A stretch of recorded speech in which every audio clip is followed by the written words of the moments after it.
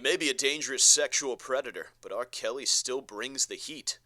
A look at the wide world of gay sex, shaving inches off your manhood with Gillette, and much more coming up.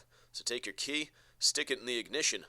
A hot and fresh episode of the Savage Sacktap starts now. You're listening to the Savage Sacktap. It's not a podcast, it's not a half-cast, it's just a quick shot to the balls to help you finish off the week. We're cutting through the bullshit, filling your Friday with rage-fueled logic, and cracking a few jokes along the way. So grab a bag of frozen peas. There's a Savage Sacktap coming your way. Smooth, lascivious, salacious, outrageous. Might have to re-record that intro. How the hell are we doing? Mike Montone, Savage Sacktap. Can I still listen to R. Kelly? I think I've mentioned this before on the show, but I have been bumping the shit out of the remix these days. Like, I can't help myself. It got stuck in my head. I haven't even watched the documentary yet, but that shit has been stuck in my head. As soon as I heard there were more accusations against R. Kelly, the first thing that, literally, the first thing that popped into my head was, now usually I don't do this, but you can't not. The remix is going to go down, I feel like, and I keep calling it the remix. You know exactly what I'm talking about. The remix to Ignition, hot and fresh out the kitchen, is going to go down, I feel like, as one of the great American pop songs of all time. I've been listening to Fiesta is also awesome. Go Getta, I don't think that's not an I think it's a Young Jeezy song, but Go Getta is, if you want a fucking party to turn up, if things are dying down a little bit, if you want to get bitches shaking that ass out on the dance floor, and you want to get some dudes grinding their hog up against that donkey, put on fucking Go Getta. This is the life of a go-getter, go-getter. And then, of course, I listened to yesterday for the first time in a while. I believe I can soar. Wow, yeah. I should cultivate that, take some singing lessons. I'm not bad. But the remix in particular reminds me of my senior prom. For some reason, I don't think that was the prom song. I think the song was, I think our senior prom song was I Had the Time of My Life. I had the time of my life. But we were bumping the remix at the after prom, because after the show it's the after party. We were bumping the shit out of the remix. Just a bunch of 16 and 17-year-old suburban Caucasians. I believe Hypnotic was the in drink at the time. All sipping Hypno and listening to Kales. You would not have known that you were in Caucasian suburbia unless you walked in and looked at all of the pimply-faced losers standing around swilling Hypno and Hennessy in their Abercrombie and Fitch t-shirts. And one of my buddies got a hand job in the garage, I believe. So I think R. Kelly, knowing that teenagers were listening to his music while playing with each other's genitals, at least based on some of the information that's come to light over the past, decade or so, I think that would really warm R. Kelly's heart to know that. And speaking of youthful hijinks, this Wisconsin kidnapping, the more I read about it, the more it blows my mind. And I don't know if it happened. I got to take a little sip of water. I'm tasting my own coffee breath. It's never good. Oh, that's the stuff. Brief aside, I was like whipping around the corner at work yesterday, and I was talking to this guy, and I was saying something projecting, and this chick comes around the corner. I almost fucking trucked her.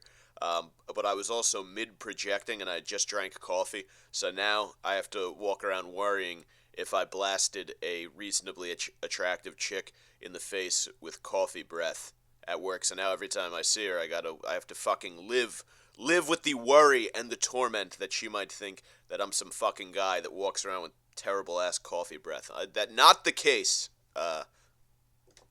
whoever the fuck you are. But anyway, speaking of youthful hijinks, to recalibrate. This Wisconsin kidnapping is just off the shit insane. The brief kind of nuts and bolts, if you don't know the story, 21-year-old guy kidnaps a 13-year-old girl, murders her parents, and keeps her as a hostage in his cabin for an extended period of time. I think it was like 3 months. I think he kidnapped her in October, and they just found her the other day. But what really is like chilling, because it's not like, oh, like, you know, this was like a random home invasion, whatever, and he just did this. He planned this shit meticulously. This guy, he sees this chick, he's driving to work, and he sees this 13-year-old girl getting on the school bus, and he says to himself, I have to have her, that's the one. So he stalks her, follows her home, cases out her parents' place for I guess a couple weeks. Like he was tracking her, and then what did they say he did? They said he got like a full black sweatsuit, a black ski mask, shaved his head, shaved all his body hair. He took a shotgun because he felt the shotgun would guarantee killing whoever he shot at close range. And then I guess he said he had stalked them, kind of like was waiting for his opportunity to go, but there was a couple times there was too much activity at the house, so he was just sitting out there watching them in the fucking skin. If you're a guy, think about being a guy with a family and hearing this after the fact and knowing that this could go on. They had no idea this was fucking coming. Like, they didn't know this guy. They said they had, the family and this guy had worked together at the same place once a long time ago, but they hadn't even crossed paths. Like, it was just coincidence that they had been in, you know, same place, same time. And then he saw the daughter, I guess, a while later, and was like, oh, I want that. So he shows up all shaved, decked out in black, with a shotgun that they said he wiped the entire thing down, so there were no prints on it. He wiped down the ammunition, so there was nothing on the slugs or the shells or anything like that. And he goes to this house. I guess he immediately shoots the father. This is the middle of the night. Shoots the father, kills him instantly, and the mother and daughter are hiding in a bathroom. They're hiding, I guess, behind the shower curtain, which, yeah, it's like right out of a fucking horror movie. You know, the fucking weirdo in all black has just killed your father. He's stalking you through the house. So you're like, let me hide behind this flimsy piece of plastic and rubber. That'll keep him at bay, which of course it didn't. So they said he took the mother at gunpoint, made her duct tape the daughter, and then he grabs the daughter and he's taking her out of the house. And as he's taking the daughter out of the house, he just blasts the mother. And then he went so far as to remove the release cord from inside the trunk, so the chick could not get away when he had her locked up back there. So he fucking planned and plotted this thing to a T, and he takes her this cabin out in the woods in rural Wisconsin, and he would hide her under a bed. He would hide her under a bed, and when he would go out or when he would have people over, he would stack like weights and boxes and stuff around the outside of the bed so she couldn't get out or make any noise. And they said, you know, he'd keep her trapped up in there for like 12 hours at a time. But it was just super fucking chilling, thinking that you could just be, you know, average Joe American, living your life, hard working, you're raising a teenage daughter, your wife there, your happy family, and some fucking weirdo gets boned up over your little girl when she's getting on the school bus, so he stalks her back to your fucking house and then murders you and your wife just so he can keep her captive for a few months. Like, that exists out there.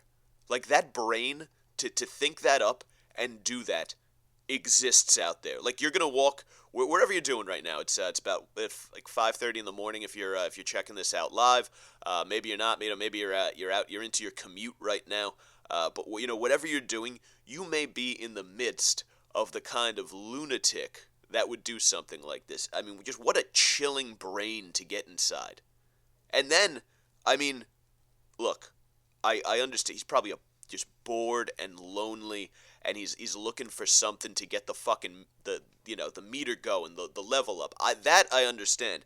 What I don't understand is, I go with drugs, masturbation, alcohol, reckless behavior, vandalism, what have you. All those things I did when I was drunk to get the blood pumping, or when I was a young guy to get the blood pumping. But I can't imagine being like, okay, this is my thing now. Because once you become a murderer and a hostage taker, that's it.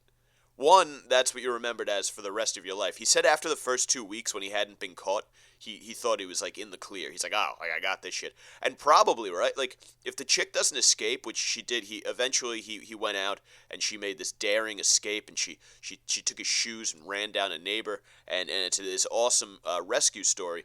But if you have a teenage hostage under your bed and you've murdered her parents, that becomes your whole thing.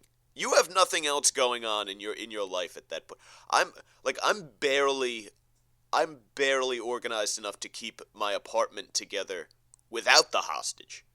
The idea that every time I left the fucking house, I'd have to take a hostage, jam her under a fucking bed, and keep everything, covered up, and have nobody has any idea. Do you realize what's the payoff on having that hostage that you're like, okay, not only am I facing, life in prison or the death penalty or whatever Wisconsin has, but every day I gotta take care of this fucking hostage now? What? Just talk about not thinking things through. And you gotta make sure she doesn't escape. If anyone discovers her, you might have to kill more people. You don't know. It could be your grandmother. If your grandmother discovers her and she's like, Timmy, what the hell are you doing with this little girl in here? You might have to off your grandmother. Because if you have a fucking 13-year-old girl stuffed away under your bed and you murdered her family, you can't take any chances with witnesses. That's it. Sorry, Grandma. Let me grab that shotgun. Good thing I wiped it down. You didn't have too much time left anyway. Pivoting now to the wide world of gay sex, as I promised. Logan Paul says he wants to go gay for a month. If you don't know who Logan Paul is, he is a YouTuber. They call themselves he's a YouTuber. That was not a word like 10 years ago. But he's the guy. I don't know if you remember. There's a big uproar over a YouTube artist who That's kind of a stretch, but basically a video blogger, a vlogger, to use the parlance of the late 2000s. But he kind of rose to infamy for doing that suicide forest video in Japan.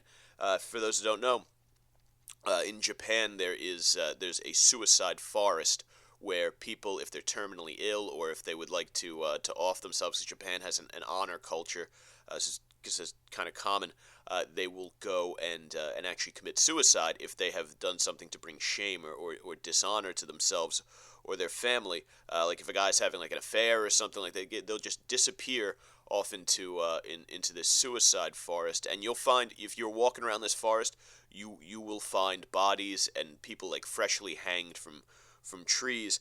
And he was walking through the forest and he found a guy who had, he must have literally just killed himself. Like, I think the body must have barely been cold, no deep decomposition, anything like that. And he made like a bunch of like jokes in front of the body, and he videotaped himself, and it was like an edited, produced video, and he put it up. And people were incredibly mad. They hated him. Well, they hate him again now because on his podcast, I guess he announced that he was going to do a male-only march. I guess you have, people do dry January or sober October or Movember or whatever, no shave November. So he decided he was going to do male-only march, and in male-only march, he would only bang dudes. This sounds like a joke, and so I'm just going to ask, on behalf of the heteros out here, I'm going to have to ask the gay community to calm the fuck down about this one. I know it's not a choice. Yeah, we get it. We know it's not a choice. he's a guy making a joke on a podcast. It's not fucking 60 Minutes. He's not getting interviewed by Anderson Cooper saying, "Well, actually, Anderson, I was planning on going gay for the entire month of March, but it's February. I'm here. You're here. What do you say we kick this thing off now? Get that cock out." No, that's not what happened. He's just making a wisecrack during a podcasts are silly. I, thus far, in this podcast alone, have talked about shooting my grandmother to hide a teen hostage, and R. Kelly approving of teenagers jerking each other off while listening to his music and drinking Hypnotic after the prom. So let's just pump the fucking brakes on the outrage expressed there, gays. Seriously, not everything is about you guys. He's making fun of like Sober October and all of those stupid monthly challenges that people do. I don't know how you could miss that. Obvious fucking joke. Not everything is about you, gays. They would like it to be, wouldn't they? And I mean that in the least homophobic way ever. They're what wonderful community. More in the world of gay sex today. Meth overdoses and male-on-male anal sex, and oral, I guess, tend to go hand in hand, or cock and ass, or cock and mouth, whatever you want to call it. But high-level Democratic donor Ed Bush, he's, does Ed have a mess on his hands? They say the second dead meth user in 2 years has been found at his house. And it's a brief aside on this one. Apparently, I hear this on Joe Rogan all the time, and this is sort of just a brief aside, food for thought. There's a doctor out there who's done a study, and he believes that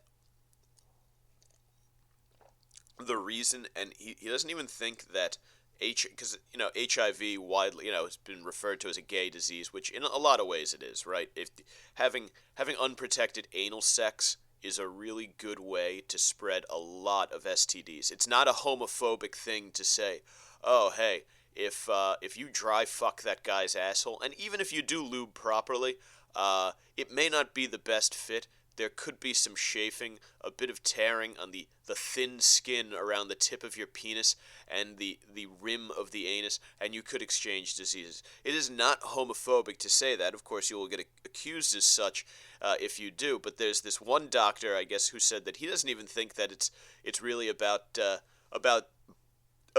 He just thinks that it's a result of all of the methamphetamine and fucking 4-day orgies that these guys have, which...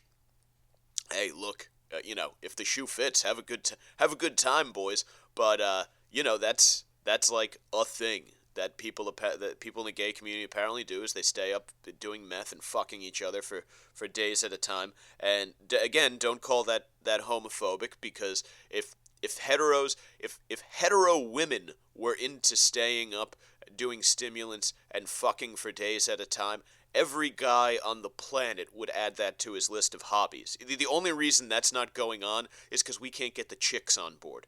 But he actually believes that HIV is more a result of the multi-day meth orgies than anything. He thinks they're suppressing their immune systems. So just an interesting aside there. But this guy Ed Bush is apparently a high-level Democratic donor.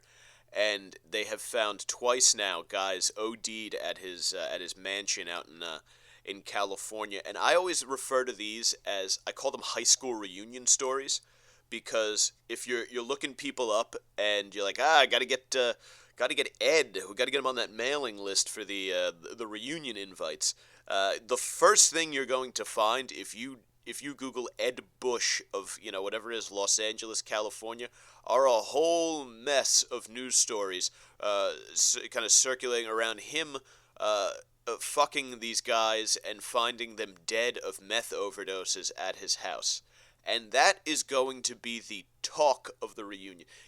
That shit goes on, and you're at your 10-year, your 20-year, or whatever. There's nothing else. Looking at pictures of people's kids is not interesting when the other thing to talk about is the fact that one of your classmates is a wealthy Democratic Party donor who just happened to have a couple of young gay men die of meth overdoses at his palatial estate.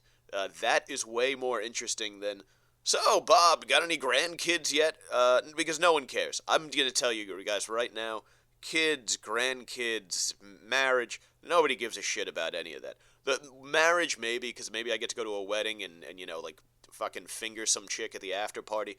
But otherwise, really, these developments in your life, I want to tell you, nobody gives a shit. But they do give a shit if dead gay meth heads keep turning up at your house. And perhaps even more so for this guy, Jamel Moore, who was one of the carcasses. People are like, hey, at least Ed Bush, it was like, well, the guy's doing well for himself. And so well that one guy dies and doesn't have a problem coming over and becoming the second casualty. But Jamel Moore, I guess, is the gay male escort that they found there. Wow, yeah, talk about coming out on the losing end of that exchange. He doesn't even get paid. Just go. Wow, unfortunate. But yeah, that's all you would be talking about during the reunion. I do want to. Take some of the levity out of this because this guy, Ed Buck, I've been calling him Ed Bush? I'm sorry. Ed Buck. Apologies to Ed Bush if you're out there. The guy's name is Ed Buck, so fuck me, huh? Whoops. I shouldn't hit that. This is what happens when you're dealing with your home setup. But Ed Buck... Whoopsie daisy. This guy is apparently, they're referring to him as as a serial predator, and I'm reading this, and I really shouldn't find this line as hilarious as I do, but it says, if another young black gay man overdoses, or worse, dies at Democratic donor Ed Buck's apartment, it's going to be the fault of the Sheriff's Department and Los Angeles District Attorney for not stopping him when they had the opportunity to. Jasmine Canick wrote that. I guess, how does Jasmine Canick know about all of this? Oh, wow, so this chick's been interviewing. Canick conducted interviews with first-hand sources, men who said they went to Buck's apartment for paid sex and drugs, several of whom told her that Buck offered them more money for the chance to administer an injection of crystal methamphetamine, the most dangerous way to take a dangerous drug. Who the fuck is injecting meth? Let me tell you something. I've taken Adderall a few times, like a half a tab, and I've been off the wall through the fucking roof for like 12 hours. At what point do you need to inject methamphetamine into your veins? And why? I don't know why you would want someone else to do it. Like, what's the payoff for you? Like, you're gonna use all my meth, then you're gonna die. I'm not gonna get to fuck you unless this guy's into fucking the dead bodies. And then I have to deal with your stupid rotting fucking carcass here. I gotta call 911 and explain to them that there's another dead male hooker at my house, and he just happens to have meth in his system. I don't know what the end game there is. Let me see. Canick also published journal entries from Jamel Moore, which I was just saying, wrote his fucking classmates are going to have a field day at the 10-year, in which he writes that Buck gave him his first meth injections and got him addicted. Canick published photographs and videos taken by the men who said they were taken inside Buck's apartment that corroborate key details from the initial death report and contemporaneous journals, a rolling red toolbox filled with sex toys and drug paraphernalia. Holy shit.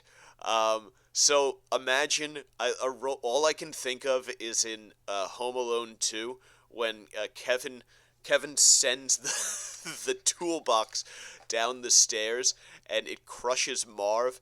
If that thing was filled with like dildos and butt plugs and lubricant, and Marv was just fucking laying on the ground underneath this thing, covered in Doc Johnson strap-ons and KY warming gel. Wow, what a What a picture. A sportswear fetish. So, what is a sportswear? Like, what does he wear? Like, he fucking jerks off while wearing a Troy Aikman jersey, or am I missing something? Or is sportswear like he's an outdoorsman? Like he goes, like he's wearing a fucking North Face, and he's coming all over the place. And an aversion to sexual intercourse. Now, I wonder if that means if, like, he likes to suck and be sucked, and he just doesn't like to fuck, or if he doesn't like to be touched at all, and his kink is just watching these guys, like, get methed out and touch themselves. That's weird. I do understand, though, if you're just fucking loaded, and you're spending your money on hookers and just bringing them over to do weird shit, so I kind of understand that. Da-da-da-da.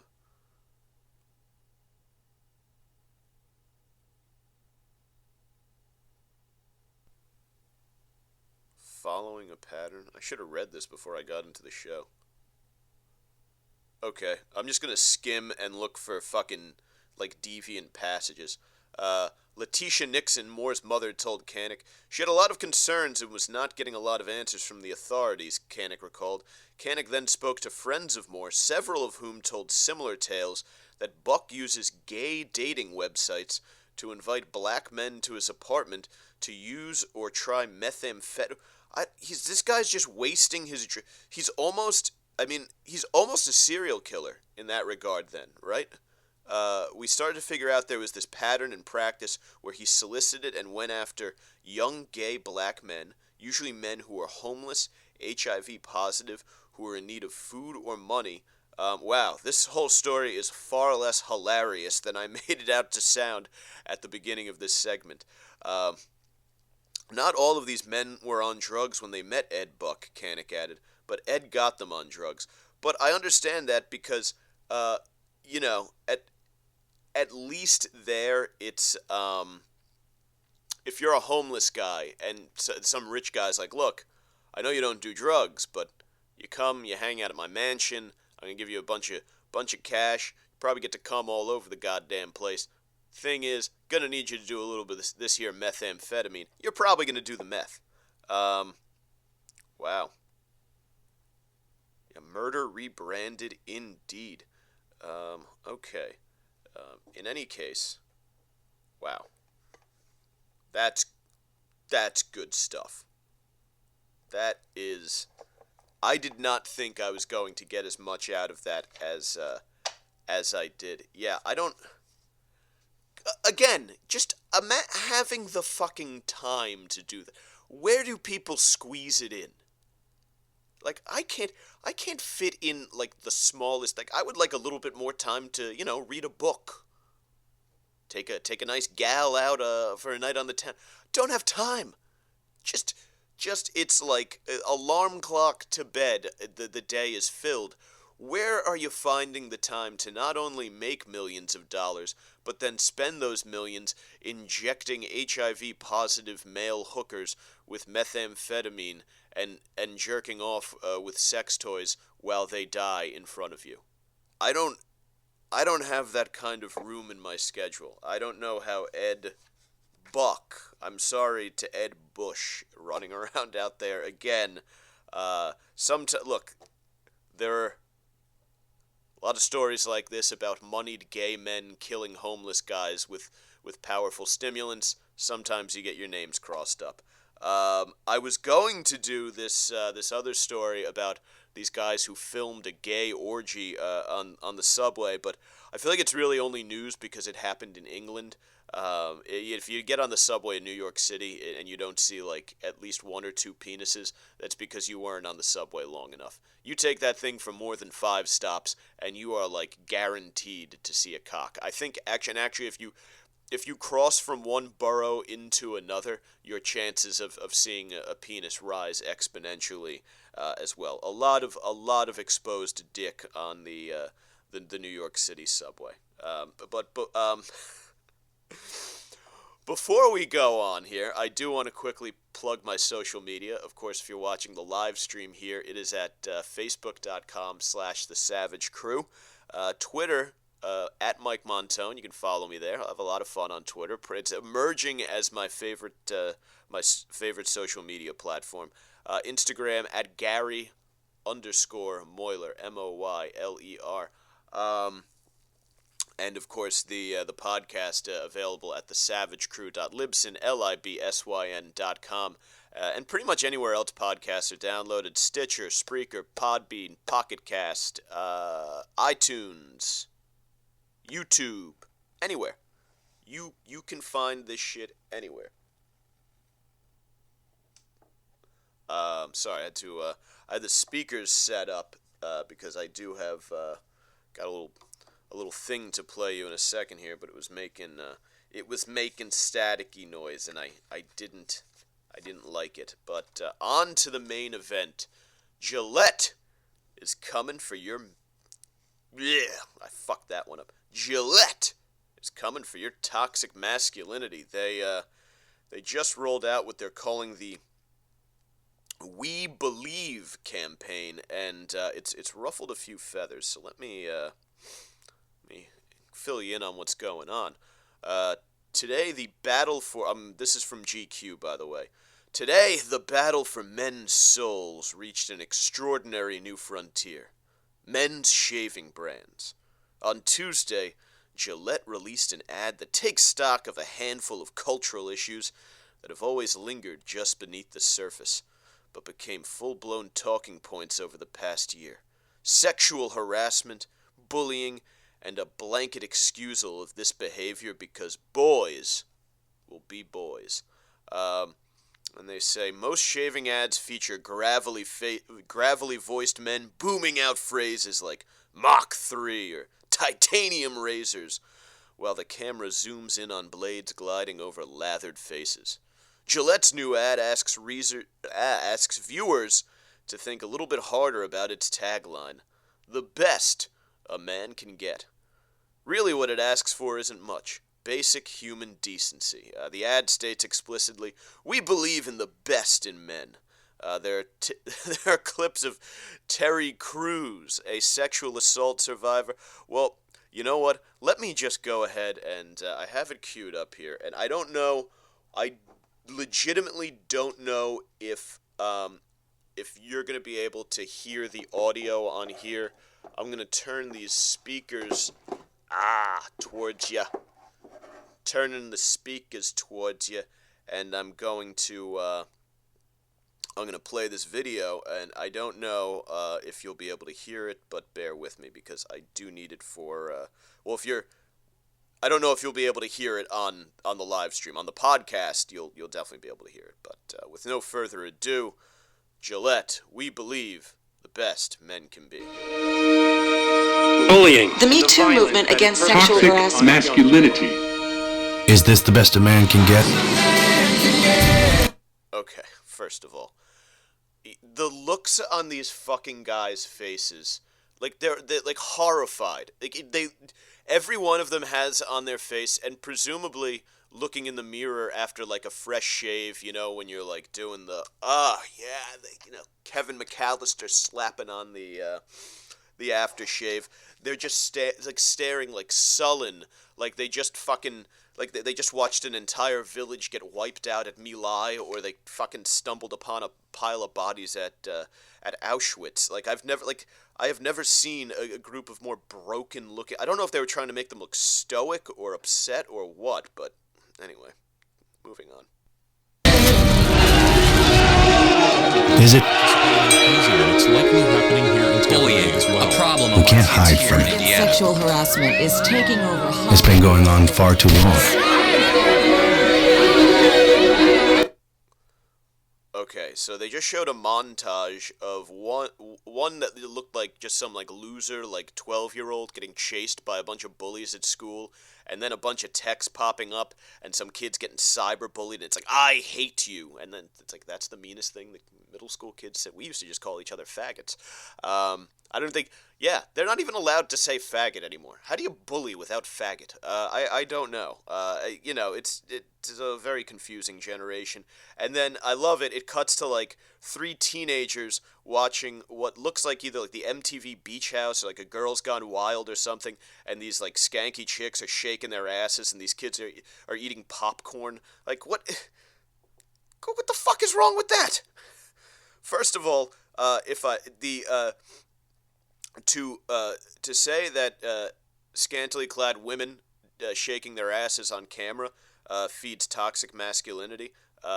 Like there's an element of that actually disenfranchises women because those women choose to shake their asses, which is empowering to women. You fucking dopes.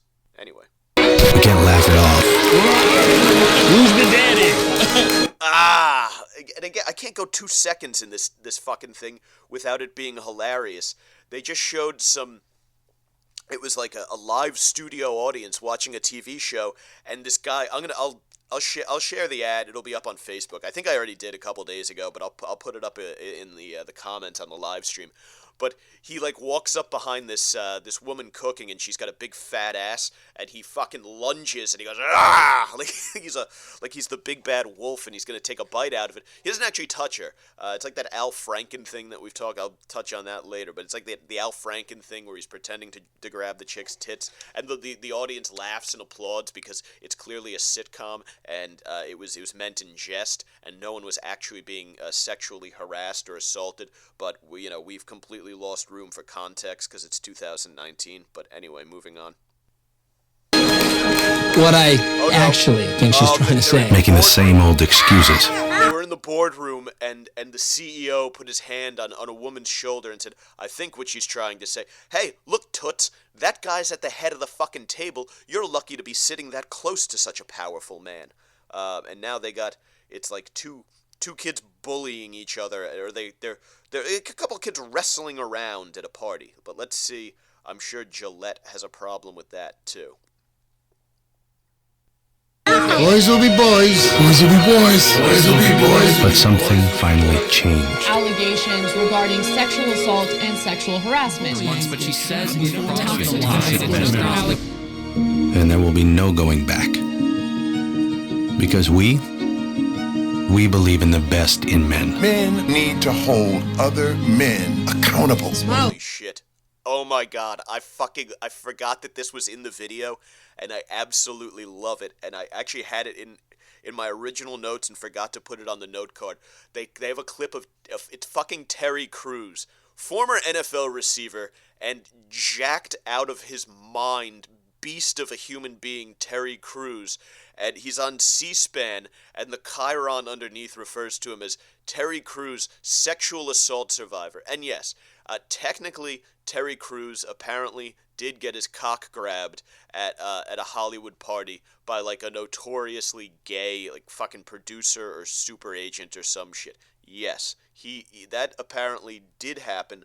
But the thing is, you're Terry fucking Crews. If you don't like getting your dick grabbed, and it happened in front of a bunch of people, you know what you do? You grab that motherfucker and you tune his ass up on the spot. And then you go public and say, hey, I was at a party, so-and-so grabbed my cock. He sexually assaulted me, so yeah, I fucked that motherfucker up. Try not giving me a roll now, bitches. You don't walk around and refer to yourself as a survivor. Ugh. Oh, sweetie. Come on. To say the right thing. I can't go 2 seconds without pausing this fucking thing and getting mad. So they're at a pool party, and some guy in a tank top says to a woman, hey, come on, smile, sweetie. And some other dude just go, come on, man. First of all, this thing where you can't say, ask a woman why she's not smiling. I walk around with a permanent case of resting bitch face. It's just, my baseline look is not a smile. People think I'm always angry or upset. I'm usually not. There's usually something hilarious going on in my head. But people frequently tell me to smile. They ask me if everything's okay. They say, are you all right? Oh, you looked a little down. Whatever. I get that at least a few times a week. But fucking, you can't say, oh, hey, you should smile. Like, what the fuck is that? And it's every time a sexual harassment thing comes up, like, I'm tired of being told I should smile. Smile, honey. If you're gonna walk around looking angry all the time, then people are gonna tell you to fucking smile, and it's not sexual harassment. I'm sorry, ladies. Moving on. To act the right way. Bro, not cool. Not cool. Some already are. In ways big Yo, men, and small. I am strong. But some is not enough. It's not how we treat each other, okay? I love it. I fucking love it. This guy said, and whoever's watching on the live stream, again, I apologize. I'm commenting on a video that I'm watching, which you can't see. For your reference, it is the Gillette, the best men can be ad that's got everyone up in a tizzy these days. It's this fucking guy with bitch tits, and his beer belly is spilling out at the barbecue, and he leaves his post at the grill to go break it up between these two toddlers that are like roughhousing on the grass. Which, first of all, I'm looking at this guy, and I'm like, there's not a chance that this guy has sexually satisfied his wife in years, if ever, if we're being totally honest. He does not look like he has the ability to get anything that would resemble a firm erection, and probably not the type that eats much pussy. So he's probably just miserable at home, and now he's finally at this barbecue. At least he can sip a nice IPA and eat a fucking sausage sandwich. When sausage is the question, Premio is the answer. We are not sponsored by Premio, by the way. And he's got to go break up a fucking backyard brawl. Jesus fucking Christ. But there are a couple kids rolling around in the grass, dude. Cut it the fuck out. Let them go. Let them fight. Let them play the game. If a kid's getting a black eye, he's getting the shit beat out of him, I understand. But if it's a fucking fair match, two kids fucking just getting into a backyard tussle, you gotta let them play. Gotta let it go. Boy, kids gotta learn that shit. Because the boys watching today will be the men of tomorrow. These kids all look like tremendous pussies. Ugh. I weep for what is going on now. Yeah. So anyway, I do have some notes. Yeah, they're saying boys will be boys is not an excuse for harassment. And the thing is, I don't think it ever was a legitimate excuse for harassment. And I know, like, I watched the first episode of Mad Men the other day. Jesus, I know it's like a fucking renowned series, but talk about a just slow-paced, like, okay, just get to the I get it. You're trying to sell fucking cigarettes. I get it. Yeah, Don Draper. Oh, he's gonna seduce us with his casual manner and smooth delivery. Okay, let's just be honest. He's a good-looking guy with a big cock. Does whatever he wants. Boys will be boys. Not an excuse for harassment. Actually sexually harassing people is bad. You shouldn't do that. People know you shouldn't do that, and the people that do that are big giant pieces of shit. But we've gotten to a point where everything is now harassment. But there's a difference between, like I said, the Al Franken doing the funny fake boob grab over the woman's Kevlar on the player, the flak jacket on the plane, and the guy, like I said there in the commercial, where it's clearly a sitcom where the chick's got a huge big fat ass and he's coming up like a creep from behind and he's gonna fucking pretend to grab it. There is I would draw a broad line of demarcation between things like that. Aziz being a fucking, oh yeah, you're a weirdo. You took this chick out for seafood, and then you tried to finger her while watching Seinfeld, and then feed your pussy fingers back into her mouth. So you gave her 2 seafood dinners that night, actually. But and Louis jerking off. You know, Louis asking women if he can jerk off in front of them and only doing it when he got consent. There's a difference between like all of that shit and then Harvey Weinstein being like, oh hey, by the way, if you don't suck my dick, 1, I'm not going to give you this movie role, and 2, we're probably going to kill you and throw your body in the East River. I have friends who are in the Mossad. There's a big difference between him doing that and the aforementioned actual boys being boys. And you know, you get into the the stuff about the rough play, and there are benefits to that. You know, a little bit of childhood bullying is good. It helps develop a thick skin. You know, there are positives to these things that are referred to as toxic masculinity. Not 100% what I wanted to talk about. I'm really more, because for me, the crux of it is I don't like being talked down to by a razor company, and I will elaborate on that momentarily. But whatchamacallit, what I really have been irked by is not the ad itself, which, like, you know, we just went through, is fucking hilarious and silly and ridiculous.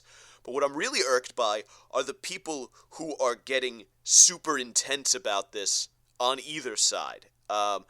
Piers Morgan, who, you know, Piers Morgan makes his living off of just going out and fucking riling people up, which I kind of appreciate. But he says on Twitter, "Let's be clear, at Gillette now wants every man to take one of their razors and cut off his let me get the testicles out of my mouth, and cut off his testicles," which, of course, you know, people got very upset about that too. But where am I? Oh, yeah, here we go. Sorry, I'm new to using note cards, so bear with me. I'm, you know, a little bit of a clusterfuck, although smoother than I thought. But yeah, he says Gillette wants us to use their razors to cut off our testicles.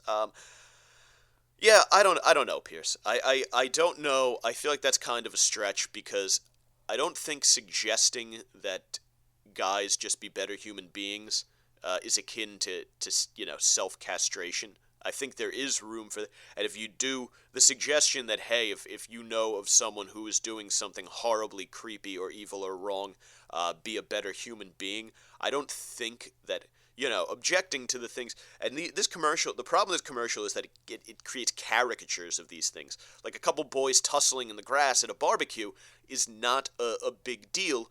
Some kid being bullied to the point of where he's on the verge of suicide is, but when you conflate the two is when it becomes an issue. Likewise, the guy grabbing the big fat ass in the sitcom scene, probably not a huge deal, right? It's a joke. We can suspend disbelief and say that this in this instance is funny, and we can chuckle at it. But if the same thing happened at, you know, an actual restaurant where the chef was going up and grabbing his sous chef's fat ass, you know, without permission, that would be an actual problem. You know, the three teenagers watching Girls Gone Wild, I don't think a huge problem. If you know, a bunch of drunk sorority girls want to shake their asses on camera down in the Caribbean, you know, more power to them. Of course, you know, fucking going up and then presuming that because they're doing that means that you can grab, finger, or otherwise harass or assault them is the problem. But moving on. So I guess, you know, your question might be, why the fuck do I care about any of this? Because I don't object to the message behind the commercial at its core, right? Be a better human being. I think what they've done is taken a bunch of sort of bullshit played out tropes that aren't really true, that aren't, you know, they aren't real. Like they're almost like if let me kill this fucking speaker before audio starts bleeding over. 1 second, sorry. I will probably not be editing any of that out, so you'll get that on the podcast as well, because I'm a lazy man, and this computer crashes like a motherfucker when I edit things. The only real umbrage I took with with the commercial was that it just seemed pandering and disingenuous. First of all, you're a fucking razor company. I don't need to be talked down to by a razor company, and I don't need a razor company to tell me how to be a good human being. You know, again, I don't. The lessons in the commercial, don't commit sexual harassment, don't bully people. You know, don't be generally speaking, don't be a fucking dick. Are messages we can all take with us every day of our lives. Great messages that should I impregnate a woman and create and our first child be a masculine child, I will impart that knowledge to him without a doubt. I just don't need Gillette to do it. So I think it was a silly commercial. I don't understand the uproar surrounding it. I think if you're really, really, like I said, I found it hilarious and silly. But I think if you're taking to the streets and you're like, I'm never going to use a Gillette product again. Like, I don't even know what I use to shave. I get Dollar Shave Club razors, and I buy whatever shave gel is like the cheapest, or I have no idea. I have no brand loyalty to my shaving shit, I guess is what I'm saying. So yeah, I don't understand, people who are like, I'm never buying a Gillette razor again. Like, oh, yeah, I wasn't going to do that because it's like $20 for a pack of 4, and Dollar Shave Club will give me that for $1. It has nothing to do with their socio-political leanings. That really, to me, that's what like the social justice crowd does, the snowflakes, if you will. And I don't like to play snowflake games. I can think that your commercial is silly and ridiculous without getting so furious that I'm going to boycott your product. But more than anything, I feel like it's disingenuous, right? I mean, well, not. It is and it isn't. If you're on the marketing team at Gillette, it's not disingenuous because you knew exactly what you're doing. If you're one of the people out there who's praising Gillette for starting the conversation, I think you're the one who's being disingenuous, because what Gillette's doing, this is just an advertising ploy by Gillette. Everybody is talking about Gillette right now. I have spoken about Gillette. It was like the third time this week I've engaged in a lengthy podcast or live stream conversation about this Gillette commercial. So Gillette really actually did knock it out of the fucking park by doing this. What I'm calling bullshit on is out there to society. I'm telling you right now, Gillette doesn't give a fuck about any of this. They do not. Gillette cares about Gillette wants you to talk about Gillette because they're going to score social justice brownie points, because market research has shown, and I have it from the article here. It says Bahala, who's like their North American brand director, and Gillette are also making the sound bet that a progressive-leaning marketing strategy will pay dividends. Many brands have commodified wokeness with great success. Nike's revenues left after unveiling its campaign starring Colin Kaepernick.